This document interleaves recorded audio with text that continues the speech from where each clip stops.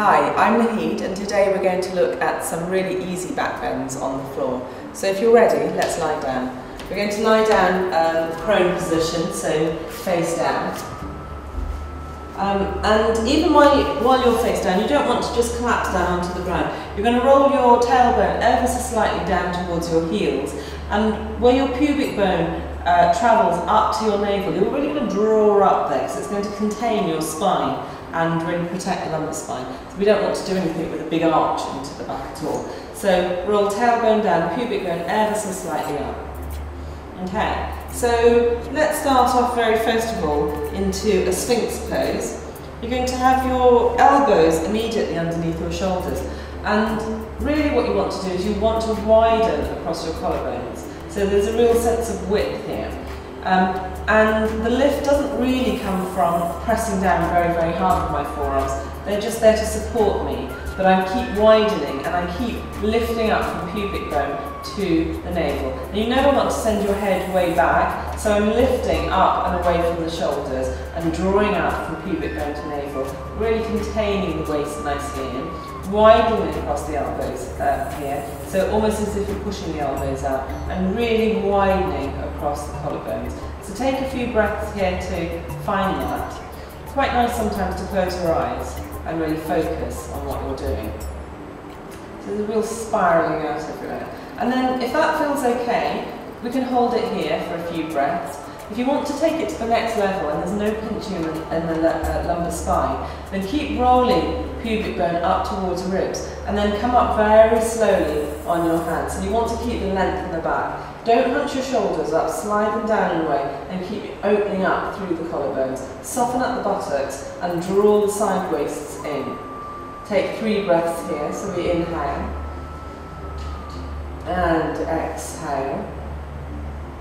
Inhale and exhale. Inhale and exhale. Take your elbows gently down, don't collapse the stomach at all, and slowly take your hands to just mid-rib height. So now we're ready to do our cobra. So mid-rib height, you're going to roll your shoulders back, so we always move from the big joint, not the small joint. Really roll them back, widen across the collarbone, and make contact pubic bone onto mat. And as you do that, imagine a dotted line from your pubic bone all the way up through the front of the spine and shine the chest forwards. So we're lifting up to our bottom rib, but without any stress or strain. You should be able to take your hands off and still stay up. And slowly come down. You're going to rest your face on your left cheek. Take a little breather. Roll shoulders all the way back. Take your nose down to the floor. Make contact with pubic bone. Imagine that dotted line and lift and come up to your cobra on the other side. And slowly come down onto your right cheek. So it's as with everything in yoga, you don't want to go into automatic pilot when we're moving into things. So now let's try a locust sequence. So pop your forehead down onto the mat. And you're going to take your hands way back behind you. You're going to roll your shoulders back in space. Nice, and this time, all I want you to do is pop your 2 big toe joints together. And all I'd like you to do is roll shoulders back. And then as you lift, make contact with pubic bone and send the hands all the way back behind you. Actually, let's take our feet hip distance apart. Gives me a bit more space then. Exhale, slowly down. And inhale, all the way up. Exhale, slowly down. We've got a little change this time. We're going to inhale up and take the toes with us. So as if you're sparking shooting stars out through the toes, out through the fingers. Exhale, slowly down. And inhale, slowly up. So that's a really nice warm-up for much bigger back bends, and why don't we try one? So coming back up onto your elbows, all I want to do here is take my right leg and flex a foot and take it in towards my bottom. And then I'm going to extend my left hand out a little bit, and then I'm going to sweep the right hand to the right ankle. I'm just very gently going to press the ankle into the hand as I lift up and away.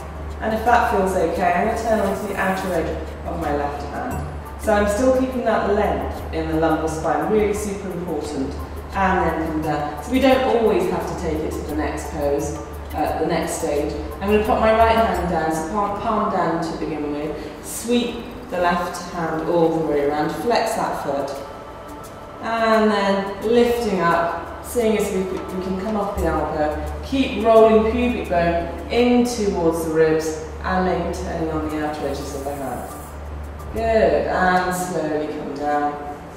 And rock your hips from side to side. And then tuck your toes under.